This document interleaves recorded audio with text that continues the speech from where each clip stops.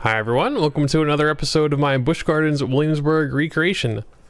Last time we looked at the build for the Ireland area of the park, and we're starting to move our way into France. And we have made some more progress on the Griffon build over here. First thing that you can see is very obvious is the problem I mentioned earlier, where I build new paths and guests suddenly just want to walk all over that new path because it is super crowded over here. It's a little concerning how many peeps are walking over here. I hope they're not getting lost, because it is jam-packed. I hope this clears up soon. I guess I'm gonna have to do some reconfiguring with the way the paths here go. Probably connect these here together. Since last episode, obviously we have Griffon now open for business. I haven't really tweaked the layout much since then. I did replace some of the zero-G rolls I had in before with just regular twists with the twister track. I didn't really like the way that the track merge looked, using different kinds of track to B&M track plus the LIM track together in one.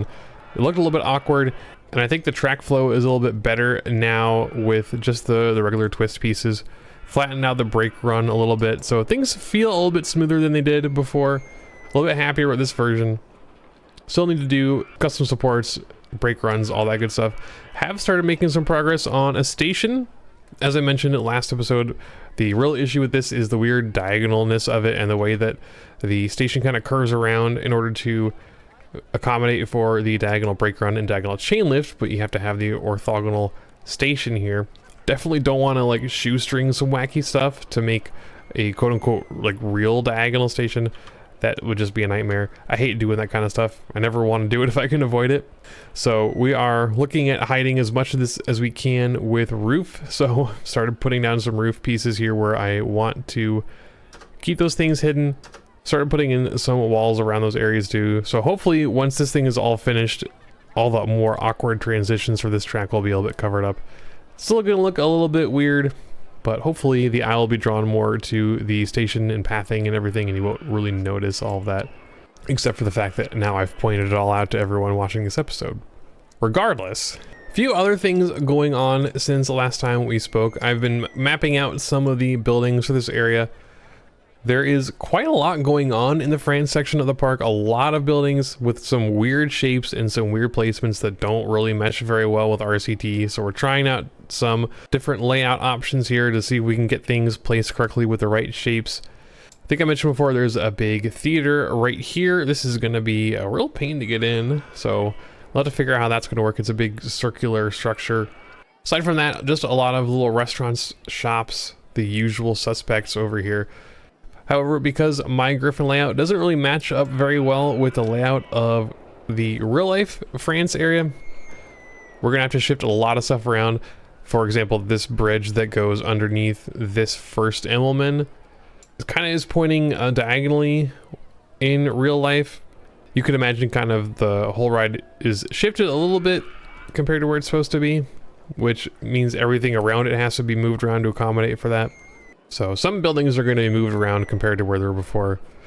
Like I mentioned, the viewing area for the splashdown, there's not a lot of room to put it in here because we just have a lot of track in the way. Some room for path over here. We can kind of sneak people underneath this bit of track. Not a lot of space though, so we might have to maybe even tweak the track a little bit to get that to work. It's going to be a tight fit. One other important thing that I have worked on a little bit since then is the Skyride. So I mentioned before that we had a kind of placeholder for the Skyride between the first two stations, this station here and this station over here behind Loch Ness Monster.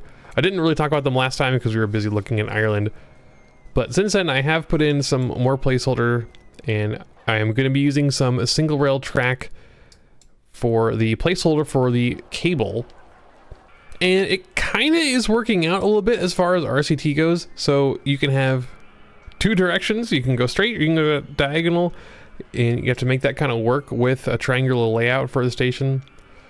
Did not want to have a track for this that kind of zigzagged around things.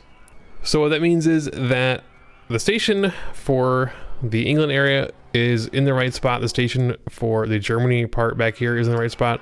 The station for the France area is a little bit wonky. I think the real life station is like on the other side of the Griffon station, but I'm gonna have to tuck it in over here in this corner because there's no room on the other side, and it does fit in more nicely with the way the other two stations are oriented in my park.